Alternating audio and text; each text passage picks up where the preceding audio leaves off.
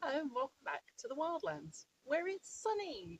It's rained all morning. I was getting a bit worried. What on earth am I going to film for the third rainy day in a row when the sun came out? And I thought, I know, I can come down here into the very bottom of the food forest and make a start on my little project. This horrible pile of weeds and dead stuff, I need to yank all the weeds and the dead stuff out, and then I need to mark out where I'm going to put my pond. Very, very excited. Wanted to do this for years. And it's going to be a nature pond. It's not going to have fish in it, but it can be available to the birds and the reptiles and the insects and everybody if they want to come and drink and have a little wash. I'm looking forward to see birds bathing in there. So that's my little project. I would like to puddle it in with clay and do it all naturally, but this year that's out of budget, so it's going to be lined with agricultural plastic, but with a view that at some point in the future, in the next couple of years, I can take my thing back out and puddle it with clay, and then it will be really probably out of nature. So my first job today, and I don't think I'm going to get very far because about 3 or 4 days ago I slipped on some gravel and I pulled a muscle in the back of the leg, so I'm a little bit wibbly. And also about a month ago I took a chunk out of my thumb while I was making dinner, and it's healing up, but it's still very, very tender. So I don't know how much physical work I'm actually going to be able to do today, but I'm going to give it a go, and with a view that maybe the pond will be done by the end of spring. That's a nice long, give me sort of 6 months to do a little bit here and there in between all the other many projects that we've got going on. We want to crack on with Rosie's cabin. We've got a whole bunch of other stuff to do. But this is what I'm going to do for today. So thanks again for joining me, and I'm going to crack on.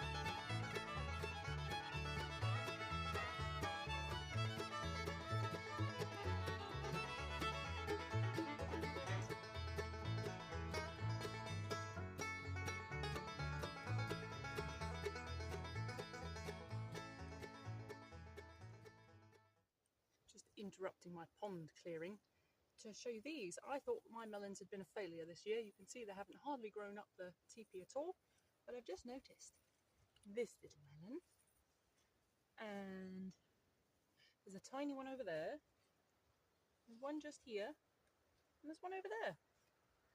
And although they look weeny, this is actually petit gris.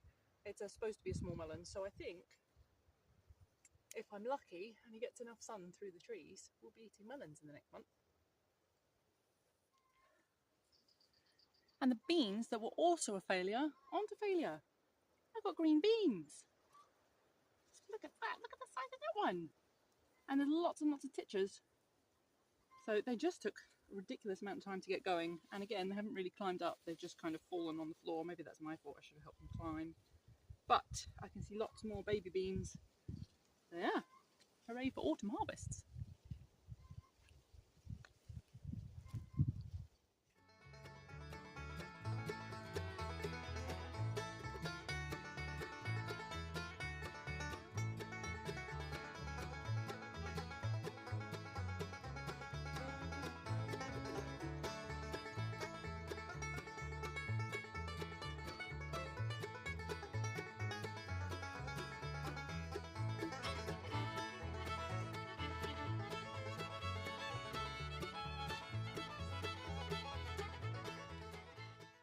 The weather's been crazy today.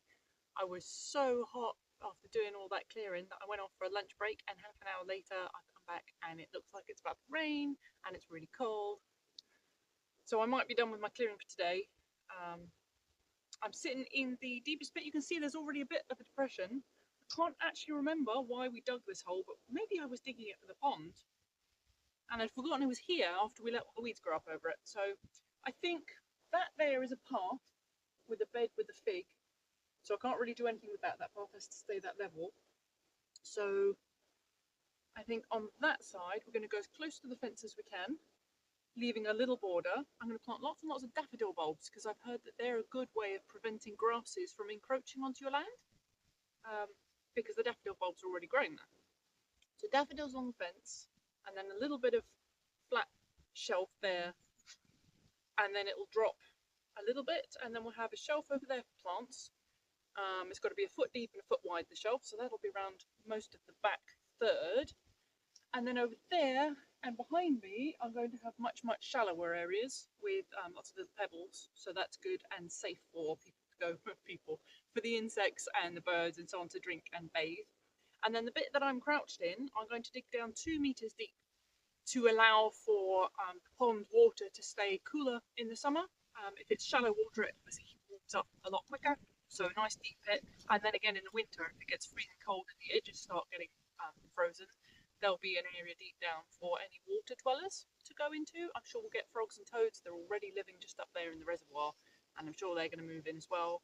Maybe salamanders, maybe newts, stuff like that. So I'm quite pleased with progress today. And the reason I moved everything and I put it just down there by my pumpkin patch is I'm using it partly as a mulch and partly because I'm pretty sure there were beetles and millipedes and other little creatures, baby spiders and so on, living in the stuff that I've cleared. And I didn't want to squash it up. I didn't want to squash it into my compost bins or anything like that. I want to give them a chance to either get away or stay living in there for the winter. So I've just moved it down there and it's just going to sit there and it'll act as a bit of a mulch. So the next job on this, I'm going to get a rake and clear off the worst of the rest of this grassy stuff. But then the next job would be digging, and I don't think I'm up to digging today. So I shall have to find something else to do with my afternoon.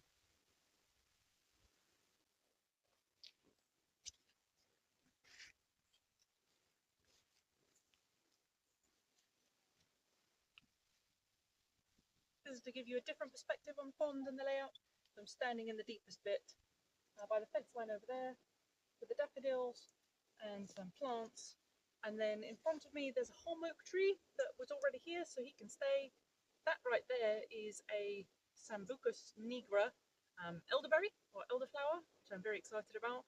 I killed 3 before I managed to get one to survive. So I'm happy about that. When I was a kid, my mum had a little nature pond in our garden and she had a big fabulous elderflower next to it, so I thought I would try to recreate that a little bit. On the other side of my elder is the bathtub, the outdoor bath with a little platform. I like to sit there in the mornings with my coffee sometimes. Haven't been able to do that this summer because the wasps moved in, but they've gone now. And then over here at the back, there's some planting along a rock wall. And eventually, I'd like to dig out, there's an area below there in the market garden that we've left. At the moment, it's just got straw ready for mulching. And I'm going to dig a deep pit, maybe 3 meters by 2 meters, say, and then the length of the wall. And that's going to be a bog garden with taking an overflow pipe from this pond to that, so that when it's full already and then it rains, it doesn't flood into just nothingness. It'll flood over the overflow and go into the bog garden. But that's a project for 2026. I plan to build up the planting along this edge. We've already got hazel trees. They're in their 3rd year and we're surviving just about. We've got tansy. I always put sunflowers in here in the summer. And we've put a few logs and rocks and sticks and stuff like that to try and encourage the wildlife and the corridors. Not that the whole food forest isn't great for them anyway. So eventually this is going to be all planted, and then we need a little bench down here, somewhere to sit and admire the pond. Thanks for joining me again here on the Wildlands for another little snippet, a bit of a day in the life of. Pleased with having gotten started on my pond project. It's been a while waiting. And yeah, I'm really looking forward to continuing that and just chipping away at it until we've got a beautiful little pond down there. For now, I'm going to leave you with 2 minutes peace, and I'm going to go and edit this up and then get the rest of my chores done, and I'll see you again tomorrow. Bye.